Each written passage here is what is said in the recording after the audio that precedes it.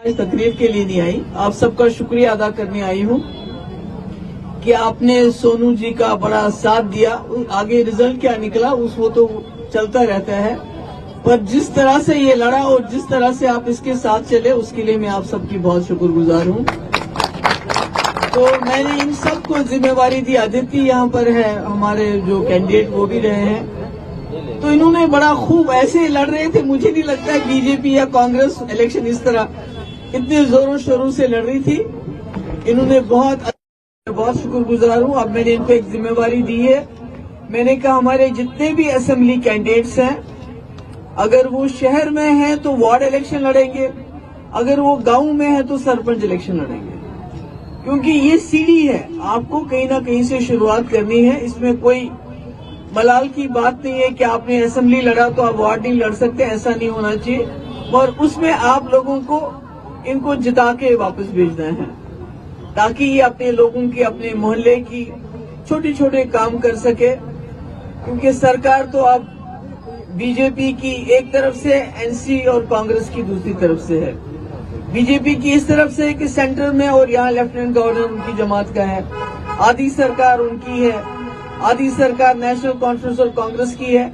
तो अब ये छुटमुट जो नीचे है, म्यूनिसिपैलिटी है, पंचायत है, तो इसमें पीडीपी का थोड़ा सा आप मदद कर लीजिए, उनको रोल दे दीजिए, ताकि हम लोग उनके काम कर सके। बाकी यहाँ अभी जो मेरे से पहले यहाँ बात कर रहे थे, उन्होंने बताया मुल्क के हालात अच्छे नहीं हैं।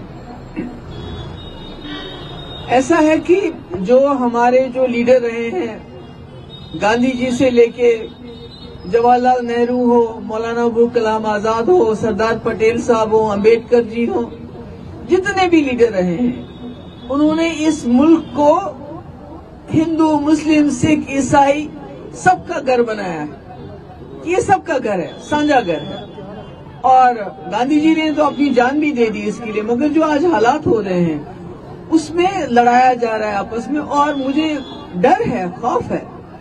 जो 1947 में हालात हुए थे, तो कहीं ना कहीं हमें उसी तरफ लेके जा रहे हैं। क्योंकि जब नौजवान नौकरी का जिक्र करता है, नौकरी की डिमांड करता है, उसको नौकरी नहीं मिलती है। वो अच्छे अस्पतालों की डिमांड करते हैं लोग, वो अच्छे अस्पताल नहीं है, हमारे पास नहीं है। अच्छी शिक्षा नहीं है, क्योंकि जो तालीम है वो सबसे बड़ा हथियार है। वो इंसान के पर लग जाते हैं तालीम से, वो आप दे नहीं सकते हो। हमारी गलियां, हमारे कोचे, हमारे सड़कें आप ठीक नहीं करते हो, तो क्या करते हो कि मस्जिद को गिरा के उसमें देखो मंदिर ढूंढ लो।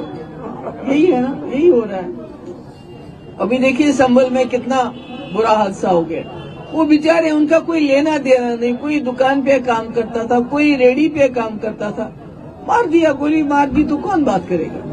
आप बात करोगे तो उल्टा आपको ही जेल में डाल दोगे, जैसे उमर खालिद 4 साल से जेल में है।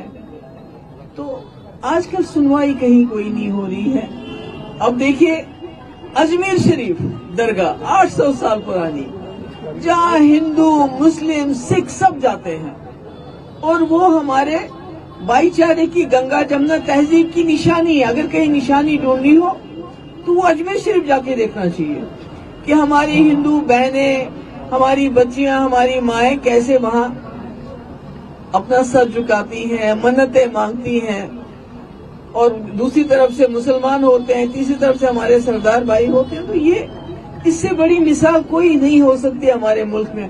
उसके पीछे भी पड़ गए कि उसको भी खो दो, उसके नीचे भी देखो शायद मंदिर निकल आया है। तो मुझे समझ नहीं आता है कि ये कब तक चलेगा। लोग तो जाग गए हैं, मगर मुझे लगता है कहीं न कहीं ये जो इलेक्शन में वोटिंग परसेंटेज, वोट के वक्त एक होती है और गिनती करने के वक्त दूसरी हो जाती है, कहीं न कहीं उसमें भी गड़बड़ है। क्या करते हैं, कैसा करते हैं। एक स्टेट छोड़ दी ताकि अपोजिशन बात न कर सके, इसमें भी शक है। और इलेक्शन कमीशन इसमें कोई जवाब नहीं देता है। अगर 6 बजे जब वोटिंग बंद हुई, परसेंटेज अगर 58 थी, 3 घंटे के बाद वो 68 कैसे होगी, और काउंटिंग से पहले वो 70 कैसे होगी। तो ये मुझे लगता है ये भी कहीं ना कहीं लोगों को जागना पड़ेगा, इसके बारे में सोचना पड़ेगा। क्योंकि अगर हमारा मुल्क भी हमसाया मुल्क जैसा बन जाए। अभी देखिए बांग्लादेश में बहुत बुरा है, वहाँ हमारे जो हिंदू भाई हैं उनके साथ बड़ी ज्यादती हो रही है जो हमने सुना है। तो यहाँ हम माइनॉरिटीज के साथ ज्यादती कर रहे हैं, तो फर्क क्या है?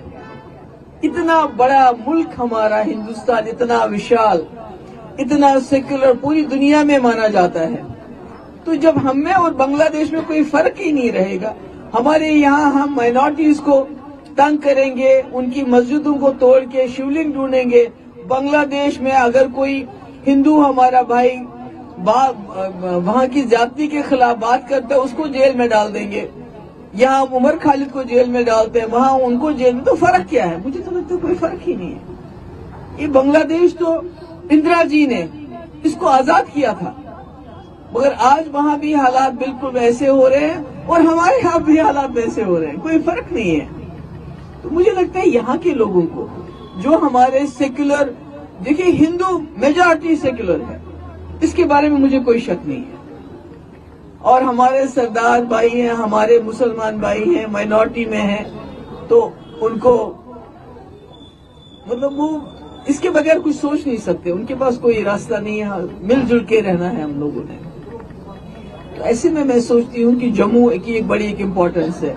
मैं जब जम्मू आती हूँ तो यहाँ मैं देखती हूँ सरदार भी चल रहा है, गुजर भी चल रहा है, पहाड़ी भी चल रहा है, हिंदू भी चल रहा है, कश्मीरी भी चल रहा है, जो शक्ल अभी कश्मीर में हमें नजर नहीं आती। अब वहाँ एक ही रंग के लोग हम चल रहे हैं इस वक्त, और ज्यादा से ज्यादा फौजी नजर आते हैं और वर्दी में लोग नजर आते हैं। मगर जो जम्मू में मुझे नजर आता है, जो रहन सहन है, टूरिस्ट को छोड़िए, जो रहन सहन है वो बहुत सेक्युलर है। इसलिए मुझे लगता है जम्मू के लोगों की बहुत बड़ी जिम्मेवारी है। इलेक्शन में उन्होंने क्या किया क्या नहीं किया, मगर यहाँ के भाईचारे को संभाल के रखना है, क्योंकि वहां से होते होते मुझे क्या पता यहाँ भी किसी मस्जिद पे नजर पड़ जाए और ये कहना शुरू कर दें, क्योंकि इनके पास तो लोगों को देने के लिए कुछ रहा नहीं है। नौकरियां, सबसे ज्यादा बेरोजगारी हमारे मुल्क के अंदर, उसमें सबसे ज्यादा बेरोजगारी जम्मू कश्मीर के अंदर। तो इलेक्शन में लोगों को खुश करने के लिए बिजली हम पैदा करते हैं, तो हमारे यहाँ कारखाने कैसे खुलेंगे, कैसे चलेंगे? हमारे पास बिजली पैदा करने के बावजूद बिजली है ही नहीं। वो मुल्क में बांटी जाती है मुफ्त, कहीं 200 यूनिट, कहीं 300 यूनिट, कहीं हमें तो कुछ नहीं मिलता है। हमें तो वादा किया है नेशनल कॉन्फ्रेंस ने 200 यूनिट देंगे, अब मुझे नहीं पता क्या करते हैं वो। तो ऐसे में मैं समझती हूँ कि हम सब लोगों को इकट्ठा रहना है, जम्मू को एक मिसाल बनना है पूरे मुल्क के लिए, जो है इस वक्त ये। तो इसलिए मैं आप सबकी शुक्रगुजार हूँ और मैं उम्मीद करती हूँ कि आप, सोनू ने जैसे कहा कि यहाँ के जो 3 वार्ड हैं वो पीडीपी के झोली में आने चाहिए, और मैं सोनू को एक बार फिर से इसको कॉम्प्लीमेंट करती हूँ। बड़ी बहादुरी से ये लड़ा, आदित्य लड़ा, जैसे ये मुझे नहीं कहीं नजर आया बीजेपी की कैंपेन इस तरह या किसी और की कैंपेन जिस तरह लड़े। मैं आप सबकी बहुत शुक्रगुजार हूँ, आप आए, आपने मेरी बात सुनी, और मुझे उम्मीद है कि आप इनको कामयाब करके हमारे पास भेज देंगे। बहुत बहुत शुक्रिया।